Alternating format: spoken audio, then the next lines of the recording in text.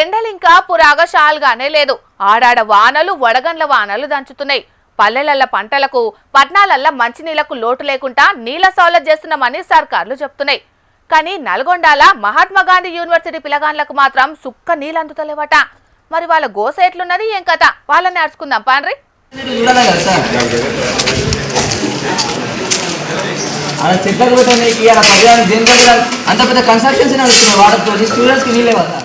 గోస అంటే గోస కాదు కదా ఇల్లది.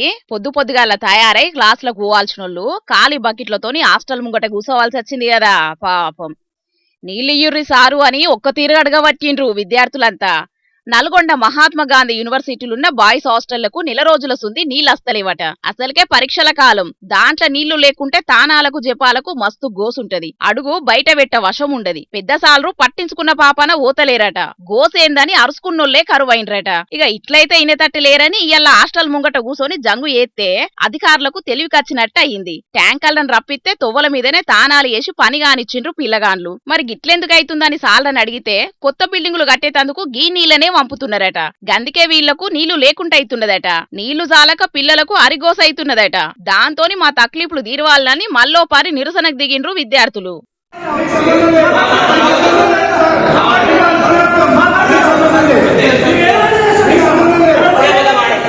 కొత్త బిల్డింగులు కడితే ఆ కాంట్రాక్టర్ నీళ్లను ఎక్కడి నుంచైనా తెచ్చుకోవాలి గాని మా నీళ్లను అటుదిక్కు మళ్లించుడు ఎంతవరకు కరెక్ట్ అని విద్యార్థులు నిలదీసిండ్రు. మా విద్యార్థులను ఇబ్బంది పెడుతున్న కాంట్రాక్టర్ మీద వెంటనే చర్యలు తీసుకోవాలని డిమాండ్ చేసిండ్రు. పిల్లలంతా గోసపడుతుంటే యూనివర్సిటీ అధికారులు కూడా కాంట్రాక్టర్ కే మద్దతు చేసుడు ఎంతవరకు కరెక్ట్ అని ప్రశ్నించిండ్రు. మీ తిప్పలు తీరుస్తామని రిజిస్ట్రార్ సార్ నచ్చయ్యేపెటాలకు విద్యార్థులు శాంతించిండ్రు. మరిగా రేపు ఎట్లుంటదో చూడాలిగా.